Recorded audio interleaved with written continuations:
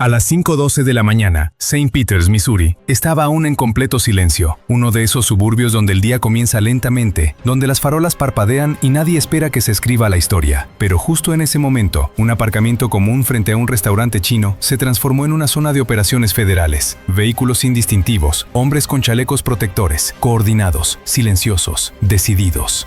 ICE, con el apoyo de Seguridad Nacional y el FBI, sin sirenas, sin advertencia. Externamente parecía un control rutinario, un restaurante, cuestiones de inmigración, permisos de trabajo. Pero ¿por qué había unidades armadas preparadas? ¿Por qué se llevaron forenses digitales y escáneres de radiación a una cocina? ¿Por qué trataron un lugar donde normalmente se sirve salsa de soja y arroz como un punto neurálgico hostil? En cuestión de segundos, volaron granadas aturdidoras. Las puertas fueron forzadas. Los empleados se quedaron inmóviles, soltaron los cubiertos. Algunos intentaron huir y fueron inmediatamente inmovilizados en el suelo. Las cámaras grababan. Todo fue documentado. No fue una intervención avisnea, fue el primer acto de una operación que oficialmente comenzó como un caso de inmigración, pero que desde el principio fue algo completamente diferente. Porque, bajo la superficie, algo no encajaba, y esa es precisamente la pregunta central de esta historia. Si aquí solo se trataba de trabajadores ilegales, ¿por qué el gobierno federal actuó como si estuviera asaltando un puesto de mando secreto? ¿Por qué se activaron poderes que normalmente solo se utilizan en casos de espionaje?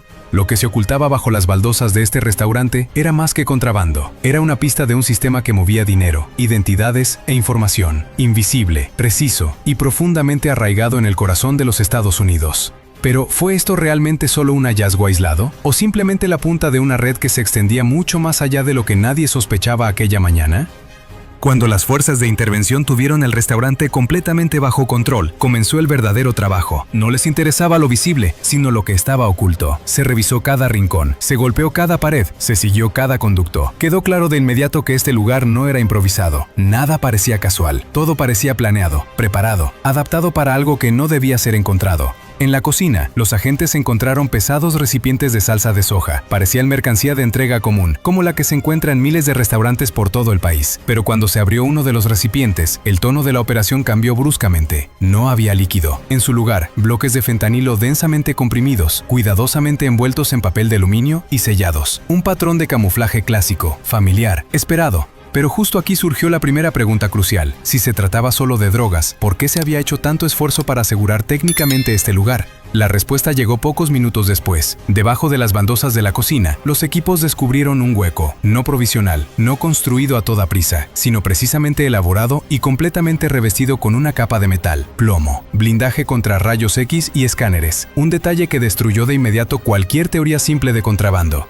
Cuando se abrió el hueco, los agentes encontraron no solo más sustancias, sino dispositivos, impresoras de alta resolución para documentos de identidad, pilas de pasaportes en blanco, servidores que aún estaban activos cuando se cortó la energía, cables que pasaban por las paredes y estaban camuflados como conductos de refrigeración. Este lugar no era una cocina, era una infraestructura técnica. Aquí no se trataba solo de esconder mercancía, aquí se estaba operando algo se estaba monitoreando, algo se estaba gestionando. La pregunta ya no era cuántas drogas se almacenaban aquí, sino por qué alguien creía que debía proteger estos sistemas de los escaneos gubernamentales. Y sobre todo, si esto era solo un restaurante, ¿por qué estaba construido como si alguien esperara una inspección en cualquier momento? Con el descubrimiento de los servidores bajo el suelo de la cocina, el enfoque de toda la operación cambió. Lo que inicialmente parecía un golpe antidroga clásico, se convirtió en cuestión de minutos en una investigación forense digital. Los dispositivos aún estaban calientes, las luces de control activas. Se estaban transmitiendo datos en tiempo real, incluso mientras los agentes armados aseguraban la sala. Esto por sí solo demostraba que no se estaba operando un almacén, sino un nodo activo.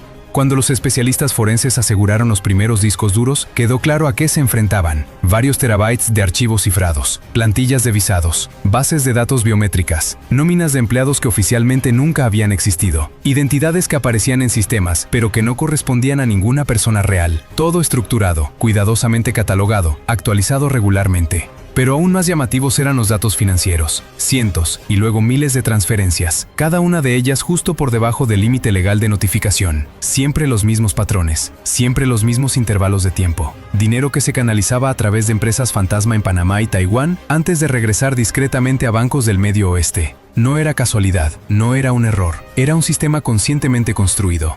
Paralelamente, los investigadores analizaron documentos de entrega, contenedores declarados como salsa de soja y equipo de cocina, entregados mensualmente desde Ningbo, China, números de seguimiento idénticos, algo prácticamente imposible en las cadenas de suministro regulares. Las entregas no eran solo un camuflaje, eran parte de un ritmo logístico, sincronizado con las transferencias de datos y los movimientos de dinero. En este punto, surgió una nueva pregunta, mucho más amenazadora. ¿Quién opera una red que al mismo tiempo transporta drogas, genera identidades y manipula flujos financieros? ¿Y por qué todo esto estaba oculto bajo el techo de un restaurante aparentemente discreto?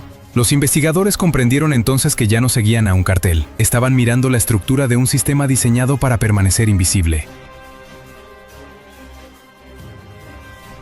A estas alturas quedó claro que la operación en St. Peters había alcanzado una nueva dimensión. La jurisdicción cambió. Las autoridades locales se retiraron por completo. El control recayó ahora exclusivamente en las agencias federales. Esa misma noche el estado operativo se elevó. La intervención recibió un nombre en clave interno, Jade Soy, un nombre que dejaba claro que ya no se trataba de hallazgos individuales, sino de asegurar un sistema completo.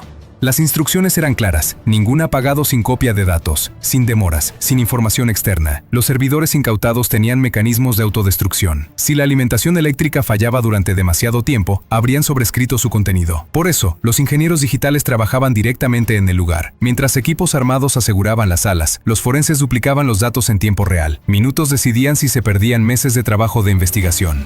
Paralelamente, las consultas en bases de datos federales confirmaron más ubicaciones. Restaurantes en Kansas City, Springfield y Joliet, todos con estructuras similares, todos con patrones financieros idénticos, todos sincronizados. Lo que antes parecía un hallazgo aislado, resultó ser una red distribuida con una jerarquía clara.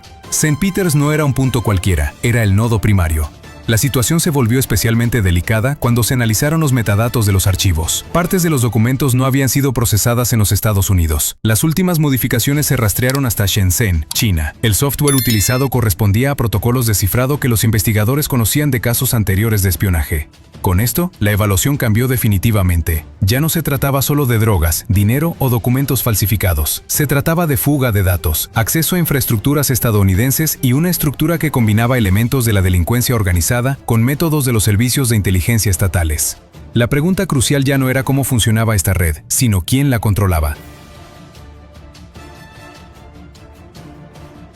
Con la evaluación de los datos asegurados, el panorama se amplió aún más. Los restaurantes del Medio Oeste no eran empresas fantasma aisladas, eran nodos funcionales dentro de una estructura global. Cada dirección tenía un número, cada ubicación una tarea claramente definida. Flujos de dinero, transferencias de datos y ciclos de entrega seguían un cronograma ajustado con precisión. Era un sistema que no se basaba en la improvisación, sino en la planificación. Especialmente alarmantes fueron los hallazgos fuera de las cadenas de restaurantes. En almacenes asociados a la misma red, los investigadores descubrieron componentes electrónicos desmontados, declarados oficialmente como sensores de cocina. En realidad, se trataba de componentes con doble arquitectura. Junto a chips comerciales, había módulos secundarios como los utilizados en sistemas de comunicación militares, camuflados como civiles, pero técnicamente muy sensibles. Así, se puso de manifiesto otro problema. Esta red no solo traficaba con drogas o dinero, movía tecnología, hardware que podía eludir los controles de exportación, componentes que más tarde podían introducirse desapercibidos en las cadenas de suministro. El peligro no residía solo en el contrabando, sino en la posible manipulación de infraestructuras críticas.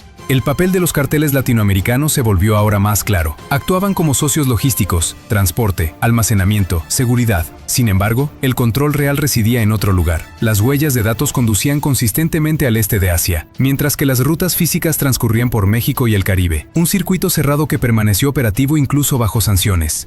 En este punto surgieron nuevas preguntas. ¿Cuántas redes similares existían paralelamente? ¿Cuán profundamente estaban ya incrustadas en las estructuras comerciales existentes? ¿Y cuánto tiempo había operado este sistema sin ser detectado antes de que un único suelo de restaurante en Missouri lo sacara a la luz? Los investigadores sabían ahora. Lo que habían descubierto no era un modelo de negocio criminal, era una arquitectura híbrida de lucro, logística y acceso estratégico.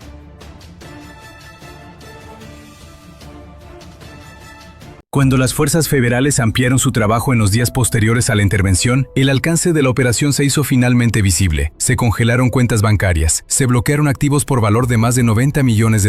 Nodos digitales en el extranjero quedaron fuera de línea. Las cadenas de suministro fueron interrumpidas, sin anuncio público, sin revuelo visible. Exteriormente, el caso siguió siendo un procedimiento de visados y fraude. Internamente, sin embargo, ya había recibido otra clasificación. El nombre en clave, Southern Veil, velo del sur, era emblemático de lo que se había descubierto. Un velo de comercio aparentemente legal, detrás del cual se ocultaba un sistema que durante años movió dinero, datos y tecnología. Autofinanciado, autoprotegido, casi invisible.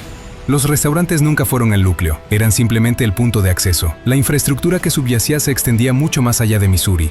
Y sin embargo, quedó una laguna crucial. Se identificaron los niveles operativos, se detuvo a muchos actores ejecutivos, se desmantelaron cadenas logísticas enteras, pero los arquitectos del sistema no se hicieron visibles, sin nombres, sin rostros, solo códigos y rastros digitales que llevaban a la nada. Aquí radica el mayor problema de este caso. Si un solo restaurante en un suburbio estadounidense podía ser parte de una estructura así, ¿cuántos nodos más existen? ¿Cuántos siguen activos? ¿Y cuán profundamente ha penetrado este tipo de mezcla de crimen organizado e influencia estratégica en los sistemas existentes?